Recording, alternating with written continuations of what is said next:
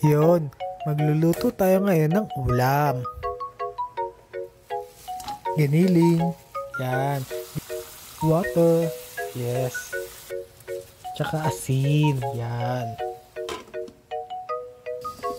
Yan, pinakulang ko yung giniling para maluto siya. Yan, may tubig pa kaya nilagyan ko muna ng konting Knorr seasoning. Yes.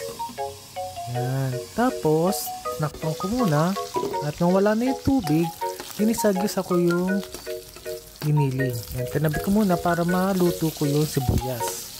Kahalo ko ng sibuyas, nalimutan ko na yung bawang. Iba niya. Yan, kaya binanding ko na yung giniling. Pagkatapos yan, sinunod ko na yung upo. Yan, nilagay ko na siya sa giniling at hinalo-halo ko na siya. Nilagyan ko ng konting tubig para mapakuluan natin yung upo. At ng asin. Siyempre, naglagay tayo ng tubig eh. Yan, so kumukulo na siya.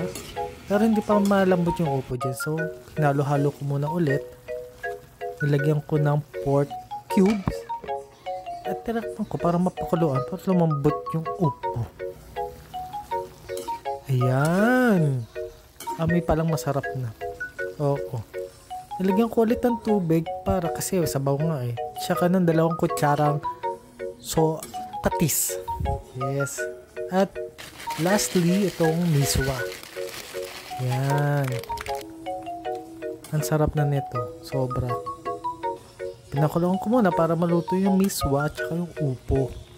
Yan o. Ito na yung finished product natin. Yes. Wow.